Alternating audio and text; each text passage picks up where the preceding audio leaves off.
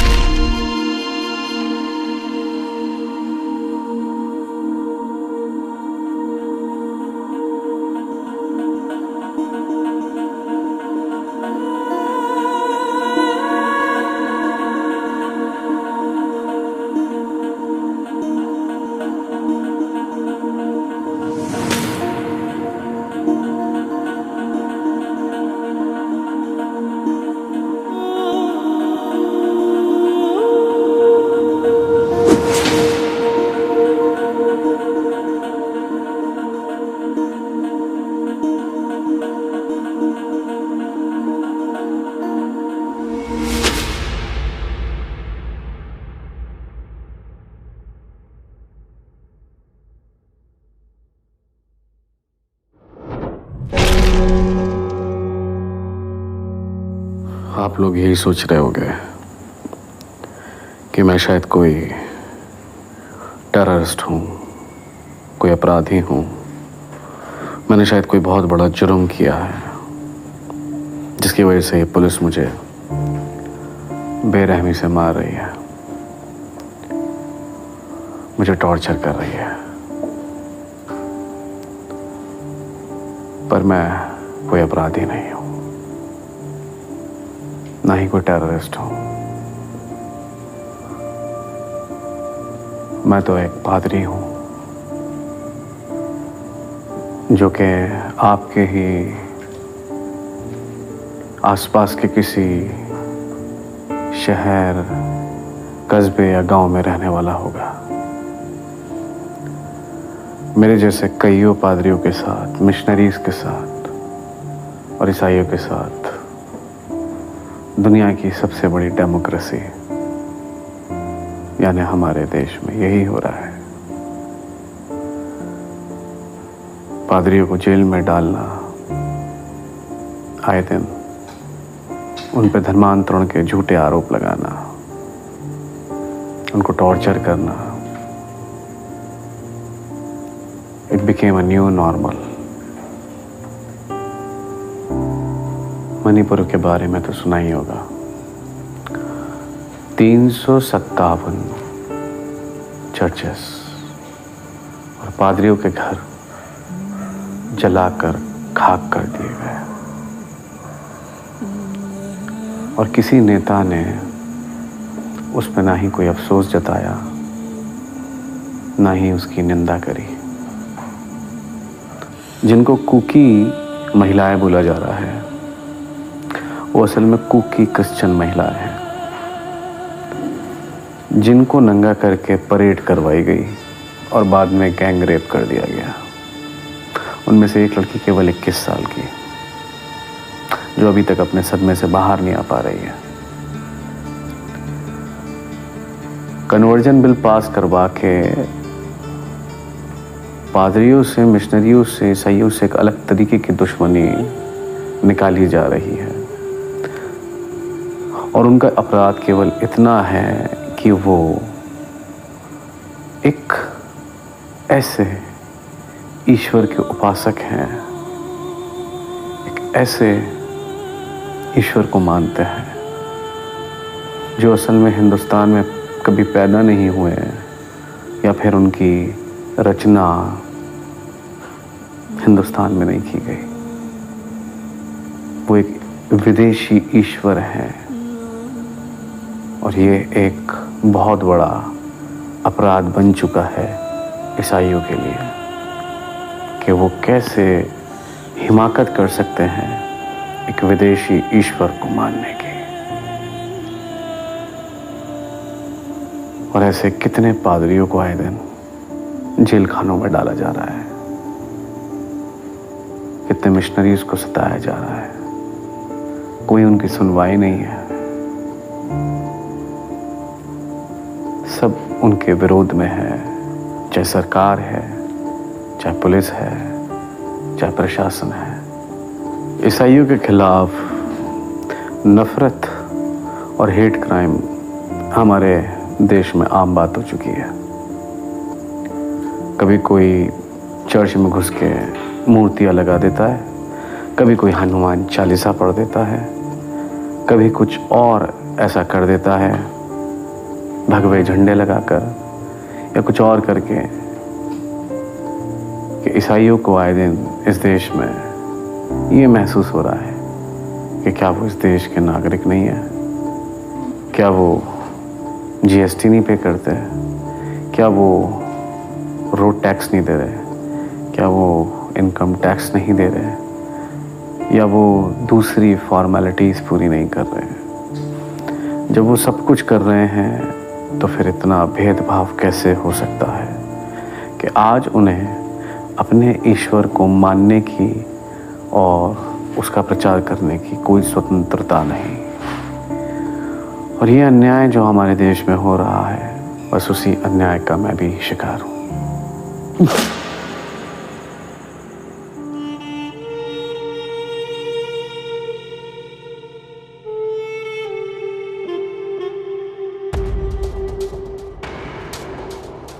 ...2014 से लेकर 2022 तक चर्च पर हो रहे हमलों के जो आंकड़े हैं वो बढ़ते जा रहे हैं।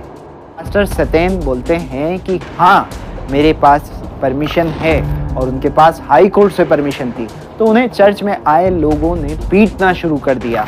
खबर यह है कि लालच देकर धर्म परिवर्तन कराने का इनके ऊपर आरोप था। कट्टरपंथी वहाँ पे आए और उन्होंने आते ही सीधा जो है ना तोड़ फोड़ करना शुरू कर दिया। We came running and we saw the statues all shattered down here, and we looked around the church. We saw all the lightings, all pulled down, everything.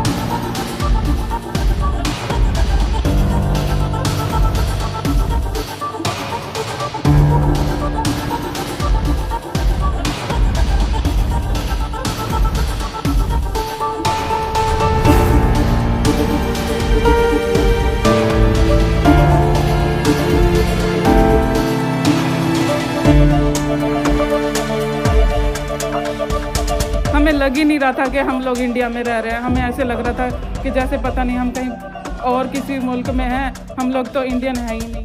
Violence erupted in Manipur in May. 260 churches have been gutted. Children desperately hope for peace. उन्हें सड़क पर नंगा parade करा जाता है और उस दौरान वो आदमी लड़कियों को नोचते रहते हैं, उन्हें गंदी तरीके से छूते रहते हैं। लड़कियां चीखती रहती हैं, चिल्लाती रहती हैं, मदद की गुहार मांगती रहती हैं, लेकिन कोई मदद नहीं करता। भीड़ द्वारा 56 साल के शख्स को उसी वक्त मौत के घाट उतार दिया गया और जबरन तीनों महिलाओं के कपड़े उतरवा दिए गए। कंप्लेंट के मुताबिक दिन दिहाड़े 21 साल की एक बच्ची का गैंग रेप किया गया और जब उस बच्ची के 19 साल के भाई ने अपनी बहन को बचाने की कोशिश की तो उसे भी भीड़ द्वारा मार दिया गया। मणिपुर में इंसानियत की मौत हो गई। बीजेपी ने लोकतंत्र को भीड़ तंत्र में बदल दिया।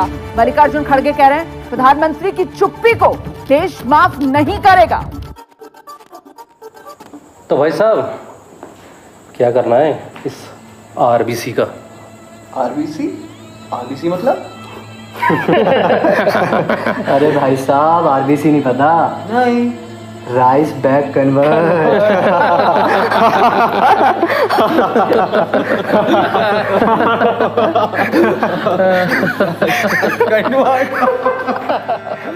पानी पानी पानी मुझे पानी पानी मांग रहा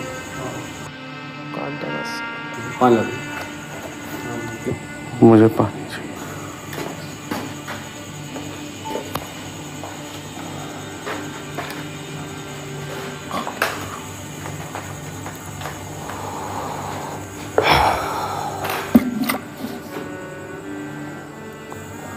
पानी पिएगा? पानी पिएगा? ले पी।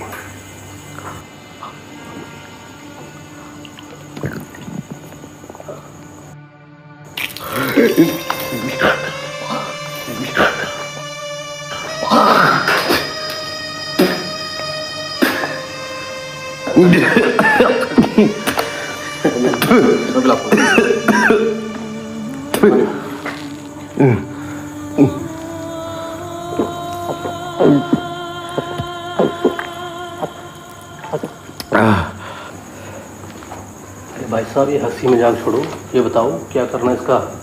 कोई सबूत तो मिला नहीं इसके खिलाफ? SHO साहब, एक बत्तख के बच्चे को भी तैरना सिखाना पड़ेगा क्या? अच्छा तो फिर ऐसा करते हैं ना, वही काम करते हैं जो पहले किया था।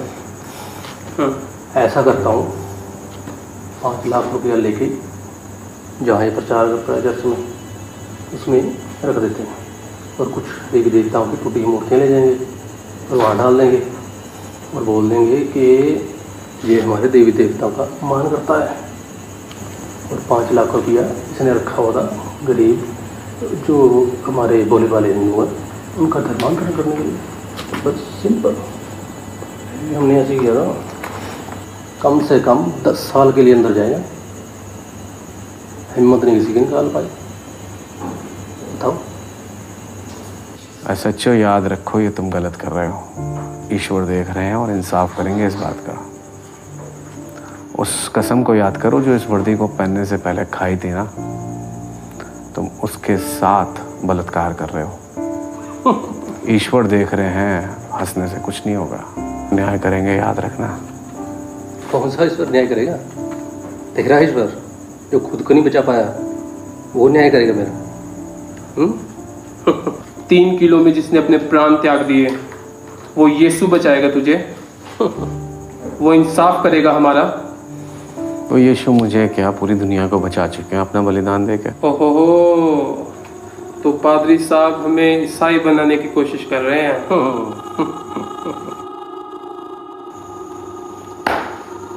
सुन पादरी, ये हिंदुस्तान है, यहाँ रोम नहीं ओम चलता है, सिर्फ ओम।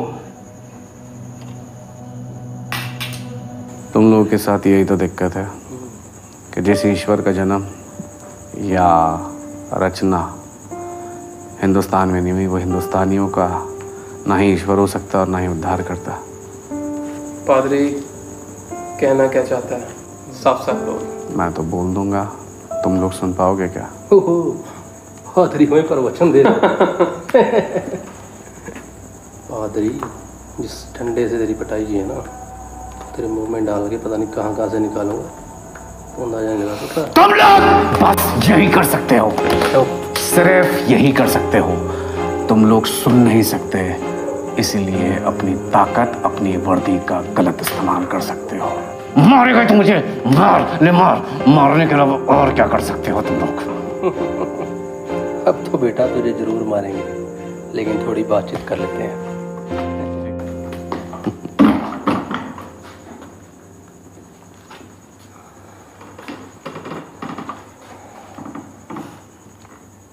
तुझे पता है, अगर हम चाहें तो तेरा पता भी नहीं चलने देंगे। हाँ मैं जानता हूँ, आप चाहो तो मेरा पता भी ना लगने दो, पर ये बात याद रखना, जितनी बड़ी ताकत होती है उतना बड़ा दायरा होता है। क्या कहा पादरी? मैंने कहा जितनी बड़ी ताकत होती है उतना बड़ा दायरा होता है। कहना क्या चाह रहे हो, साफ साफ बोलो। तुम लोगों की यही तो दिक्कत है ना, कि यीशु मसीह विदेशी ईश्वर है और उनका प्रचार हिंदुस्तान की धरती पर नहीं होना चाहिए। और मैं कह रहा हूँ कि जितनी बड़ी ताकत होती है उतना बड़ा दायरा होता है। पहेली मत पूछा, सीधा सीधा बोल। तो सीधा सीधा ये है, तो चलो तुम्हें एक मिसाल देता हूँ। आपके देश में सीएम के चुनाव हो रहे हो और आपको मुख्यमंत्री चुनना हो, तो आप किस कैंडिडेट को वोट दोगे? उस कैंडिडेट को जो शायद आपके शहर से भी खड़ा हो या सीएम बन सकता है, या उस कैंडिडेट को जो आपकी स्टेट में किसी भी शहर का हो पर वो लायक हो? किसको दोगे? बिल्कुल, हम उसे वोट देंगे जो लायक होगा, चाहे हमारे शहर का या किसी भी शहर का। यानी कि मुख्यमंत्री का जो दायरा होता है वो शहर से बड़ा होता है और वो होता है प्रदेश। तो आप प्रदेश में उसे किसी भी शहर से चुन सकते हैं जो डिजर्विंग हो, जो खड़ा हुआ हो इलेक्शन में। क्या मैं सही कह रहा हूँ? ठीक से बताओ। चलो इसे और क्लियर करता हूँ।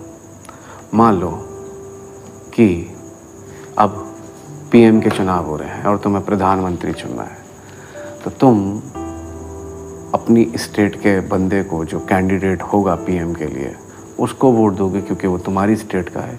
वो किसी भी स्टेट का हो सकता है क्योंकि पीएम की ताकत बड़ी है, उसका दायरा बड़ा है, इसीलिए आप उसका चुनाव भी शहर में नहीं प्रदेशों में से, स्टेट्स में से करते हैं। तो आप किसी भी स्टेट से चुन सकते हैं जो लायक हो। ठीक इसी तरीके से ईश्वर को चुनने के लिए क्या तुम उस ईश्वर का चुनाव करोगे जो तुम्हारे देश का हो? उसकी ताकत तो सबसे बड़ी है। तमाम नदियाँ, तमाम पहाड़, तमाम महाद्वीप, ब्रह्मांड, चांद, सितारे, सूरज, ये सब ईश्वर की प्रभुता और अधिकार में होते हैं। उसका दायरा इतना बड़ा है, तो जब उसका दायरा इतना बड़ा है तो वो कितनी बड़ी ताकत होगा। क्या ये सोचकर चुनाव करोगे कि वो तुम्हारे ही देश का हो? ज़रूरी नहीं कि वो ईश्वर मेड इन इंडिया होगा, तभी आप उस ईश्वर को मान सकते हो, क्योंकि उस ईश्वर का दायरा देश से बहुत ऊपर है। अब शायद आपको समझ में आ गया होगा कि मैं एक विदेशी ईश्वर को क्यों मानता हूँ। क्योंकि मैं जानता हूँ कि जितनी बड़ी ताकत होती है उतना बड़ा दायरा होता है। पूरी दुनिया में क्या ईश्वरों की भरमार नहीं थी या नहीं है? क्या यूनानियों के पास ज़्यूस नहीं था जिसे वो सब ईश्वरों का ईश्वर मानते हैं?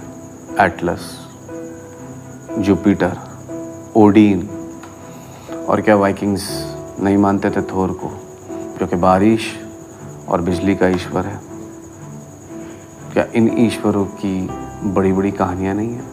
बहुत सारी परी कथाएं इन ईश्वरों की भी हैं, पर इनमें और यीशु मसीह में एक फ़र्क है सबसे बड़ा। ये ईश्वर कब आया और कब गए किसी को नहीं पता, पर इतिहास का एक एक पन्ना यीशु मसीह की गवाही देता है कि वो थे, वो हैं और वो आने वाले हैं। कौन से इतिहास के पन्नों की बातें कर रहे हो तुम? बचपन में स्कूल तो गए होगे और शायद हिस्ट्री भी पढ़ी हो, और जब हिस्ट्री पढ़ी होगी तो ये भी पढ़ा होगा कि कौन सा राजा या कौन सा महापुरुष कितना ईसा से पूर्व था और कितना ईसा के पश्चात था, यानी बीसी और एडी, बिफोर क्राइस्ट और एनाडॉमनी। यानी यीशु मसीह ने केवल 3.5 साल में दुनिया पर ऐसा असर छोड़ा, ऐसा प्रभाव छोड़ा कि सिर्फ 3.5 साल में समय को 2 भागों में बांट दिया, और वो बन गया बिफोर क्राइस्ट और एनाडॉमनी। पूरी दुनिया में एक भी ऐसा ईश्वर, एक भी ऐसा देवता, महापुरुष, फिलॉसफर, पैगंबर दिखा देना जिसने सिर्फ 3.5 साल में, सिर्फ 3.5 साल में दुनिया पर ऐसा असर छोड़ा हो कि उसकी वजह से समय की गणना होने लगी हो और समय दो भागों में बढ़ गया हो, जिसकी गवाही इतिहास का एक एक पन्ना दे रहा हो। कोई एक हो तो मेरे सामने ले आना। Thor, Odin, Atlas, Jupiter, juice, Venus, बहुत सारे आए। कब आए और कब गए किसी को नहीं पता, पर मेरे यीशु की गवाही इतिहास का एक एक पन्ना देता है। ये बात याद रखना। बिफोर क्राइस्ट और एना डोमिनी। आज 1 अगस्त 2023 है ना, तो ये 1 अगस्त 2023 ये बता रहा है कि यीशु मसीह को दुनिया में आए हुए 1 अगस्त 2023 साल हो चुके हैं। 3.5 साल में इतना बड़ा अचीवमेंट, इतना बड़ा काम कौन कर पाया? कोई भी नहीं। 30 साल की उम्र में मेरे यीशु ने अपने मिशन को पूरा करना शुरू करा। 33.5 साल की उम्र में उनको सूली पर चढ़ा दिया गया, मारे गए, गाड़े गए और 30 दिन मुर्दों में से जी उठे और स्वर्ग पे उठा लिए गए। सिर्फ 3.5 साल में ही सब हुआ, पर उसका इतना बड़ा असर कि पूरी दुनिया में इस 3.5 साल की सेवा में सबसे ज्यादा मानने वाले लोग हैं यीशु को, जो इन 3.5 साल में वो करके गए। और समय की गणना मेरे यीशु से की जाती है और ये बोला जाता है ईसा पूर्व और ईसा पश्चात, बिफोर क्राइस्ट और एना डोमिनी। सिर्फ 3.5 साल में ही असर दुनिया पे छोड़ा कि उनको मानने वाले दुनिया में सबसे ज्यादा लोग हैं। सिर्फ 3.5 साल में। और तुम्हारी एक बात का और जवाब दे देता हूं कि तुम कहते हो कि जो यीशु खुद को नहीं बचा पाया और सिर्फ 3 किलो से मर गया, वो तुमको क्या बचाएगा और दुनिया को क्या बचाएगा? तो मैं तुम्हें एक बात बता देना चाहता हूं, शैतान हमेशा अधूरा सच बताता है। तुम्हें ये तो पता है कि यीशु 3 किलो से मारे गए। कैसे पता? कैसे पता है? तुम्हें शास्त्रों में लिखा होगा। तुम्हें ये पता है कि बाइबल में ये लिखा है कि यीशु मसीह 3 किलो से मरे गए, और उस बाइबल में ये नहीं पढ़ा कि 3 दिन और 3 रात के बाद मुर्दों में से जी भी उठे। तो अधूरी बाइबल पढ़ते हो तुम लोग और अधूरी बाइबल का प्रचार करते हो। इसलिए अमेरिकन ना मेड इन अमेरिका गॉड को नहीं मानते, ना ही इंग्लैंड वाले मेड इन इंग्लैंड गॉड को मानते, और ना ही Brazilian made in Brazilian god को मानते। इनमें से कोई भी उस परमेश्वर को नहीं मानता जो इनके ही देश में पैदा हुआ हो या उसी देश में रचना हुई हो। इन्होंने खुले दिल से, स्वतंत्रता से ईश्वर की खोज करी और जाना कि यीशु ही सच्चे प्रभु है। बस सिंपल सी बात है।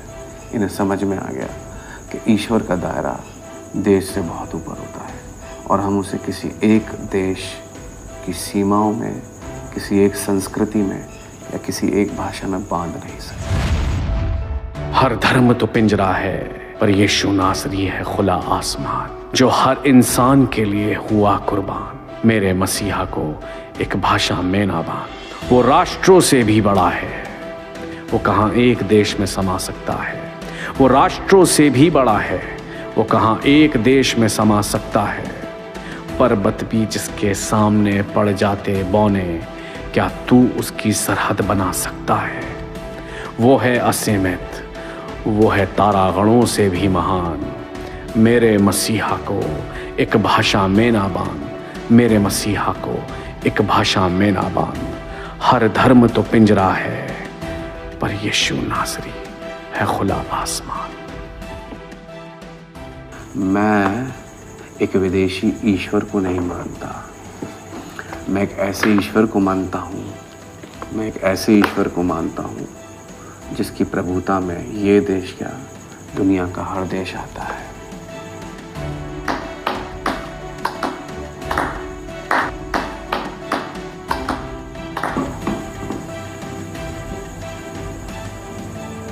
हाथ खोलो इनके और जाने दो पादरी साहब को।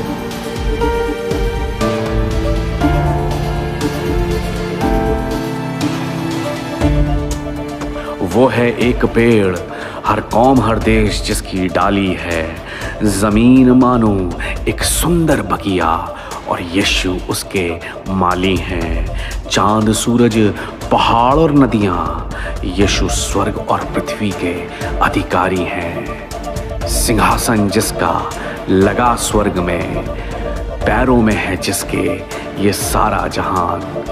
मेरे मसीहा को एक भाषा में ना मान, मेरे मसीहा को एक भाषा में ना बान। हर धर्म तो पिंजरा है, पर यीशु नासरी है खुला आसमान, जो हर इंसान के लिए हुआ कुर्बान। मेरे मसीहा को एक भाषा में ना बान।